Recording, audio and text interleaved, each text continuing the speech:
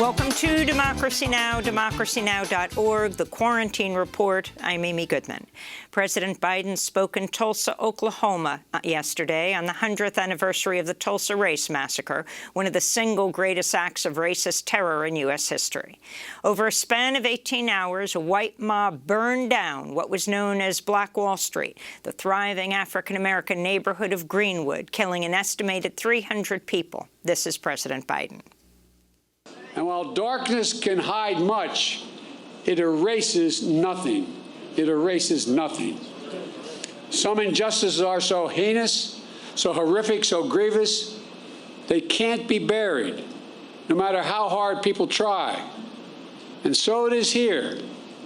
Only with truth can come healing and justice and repair. Biden also announced he was charging Vice President Kamala Harris with leading the federal push to protect voting rights. He took aim at Senators Joe Manchin and Kyrsten Sinema for the lack of congressional action on voting rights. I hear all the folks on TV saying, why doesn't Biden get this done? Well, because Biden only has a majority of effectively 4 votes in the House and a tie in the Senate, with 2 members of the Senate who vote more with my Republican friends. Also on Tuesday, the White House announced measures to narrow the racial wealth gap by addressing housing discrimination and supporting businesses and infrastructure in communities of color. We'll have more on all of this after headlines with Duke University professor William Darity. A group of over 100 scholars of democracy released a joint statement calling for President Biden and Congress to take action in the face of mounting Republican attacks on voting rights. The letter, published by the think tank New America, comes 2 days after Texas Democrats staged a walkout Sunday night to block a sweeping voter suppression bill. The scholars say, in addition to passing a new Voting Rights Act, lawmakers also need to address partisan gerrymandering and regulate ethics and money in politics. The Biden administration's formally terminated the Trump-era migrant protection protocols, also known as Remain in Mexico. The 2019 policy forced some 68,000 asylum seekers to wait in often dangerous conditions in Mexico while their cases made their way through U.S. courts. The Biden administration says about 11,000 asylum seekers who were enrolled in MPP have been allowed into the U.S. since January. Immigrant rights groups celebrated the news but avowed to hold the administration accountable. The ACLU said, quote, now the Biden administration must ensure that everyone who is subjected to this policy can pursue their asylum claims in the U.S. Biden must also dismantle Trump's other attacks on the asylum system, the ACLU said. In other immigration news, rights groups are demanding the Biden administration stop using GPS tracking ankle monitors and other technologies to surveil asylum seekers and immigrants.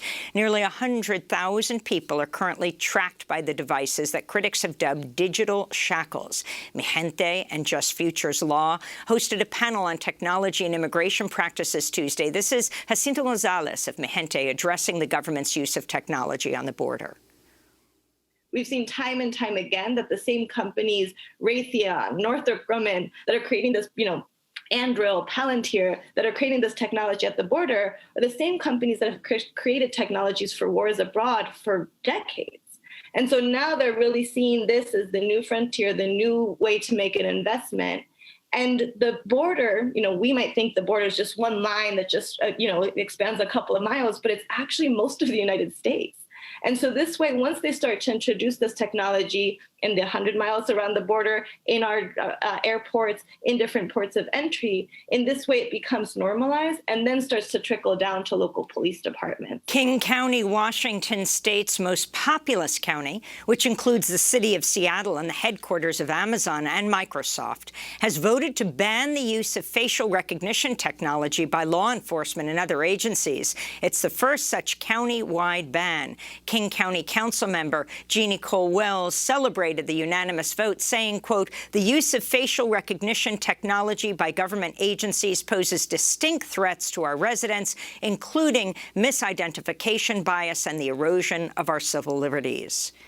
The Biden administration suspending oil and gas leases in Alaska's Arctic National Wildlife Refuge that were issued in the final weeks of the Trump administration. The Interior Department said the Trump leasing program was not properly reviewed for its environmental impacts. The move comes a week after the Biden administration defended a massive oil and gas project in northern Alaska known as the Willow Master Project. Environmental and indigenous groups are suing the government in an attempt to stop the multi-billion-dollar deal with ConocoPhillips, which was approved last year by the Trump administration. Groups say the project, which is set to produce more than 100,000 barrels of oil a day for the next 30 years, will disrupt fragile wildlife and contribute to the climate emergency. In Afghanistan, 3 bomb blasts killed at least 10 people in the capital Kabul Tuesday. One explosion caused a power outage after it damaged an electric grid station. The latest deadly attacks come amidst stalled intra-Afghan peace talks and as the U.S. continues its withdrawal, which is scheduled to be completed by September 11th. Sri Lanka is facing a major environmental disaster as a burning cargo ship carrying chemicals sinks off its west coast, spewing tons of possibly toxic plastic debris onto its coastline. Authorities have been battling the fire since it erupted May 20th. Scientists warn wildlife and sensitive ecosystems are at risk as far away as the other end of the island nation. The World Health Organization has listed China's Sinovac COVID-19 vaccine for emergency use, making it the 8th vaccine to receive the approval and the 2nd for China after Sinopharm. The vaccine is already in use in a number of countries, but the WHO listing means it can now also be distributed to poorer nations as part of the COVAX program. Meanwhile, the World Bank's urging the U.S. to immediately free up excess doses of their COVID-19 vaccine supply to send to Latin America. The WHO said the region remains one of the worst affected in the world. 8 out of the top 10 countries reporting the highest mortality rates per population in the last week have been from the region of the Americas, and particularly from South America. South American countries represent 4 of the top 10 countries globally, just in case incidents over the last week. In the Democratic Republic of Congo, officials say COVID-19 has killed at least 32 lawmakers, over 5% of its parliament. Low levels of testing have made it difficult to get a clear picture of the true toll of the pandemic in the conflict-ravaged country of over 86 million. In a major milestone, Britain, once the epicenter of the pandemic, announced no COVID deaths Tuesday for the first time since July of last year. Back in the United States, Florida has become the largest state to impose a ban on transgender women and girls in school sports. Republican Governor Ron DeSantis signed the bill Tuesday, the first day of Pride Month.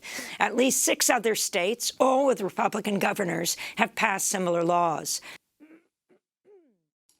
The ACLU's Chase Strangio notes more anti-trans bills have become law in 2021 than in the previous 10 years combined. Meanwhile, President Biden issued a proclamation recognizing June as Pride Month and vowed to fight for LGBTQ rights. JBS, the world's largest meat producer, says it will reopen the majority of its plants today after it was hit with a cyber attack over the weekend, forcing it to shut down slaughterhouses in the U.S., including all of its beef plants, as well as in other countries. The White House says the ransomware attack likely originated from a criminal organization based in Russia. In New Mexico, Democratic State Representative Melanie Stansbury defeated Republican State Senator Mark Moores in a special election to fill the seat left vacant by, well, now Interior Secretary Deb Haaland. The Democrats now hold 220 seats in the House, Republicans 211, with 4 seats vacant. Stansbury, who previously worked in the Obama administrations, backed progressive policies, including Medicare for All and the Green New Deal. And in Puerto Rico, unions are planning a general strike Thursday in response to the privatization of the island's power system.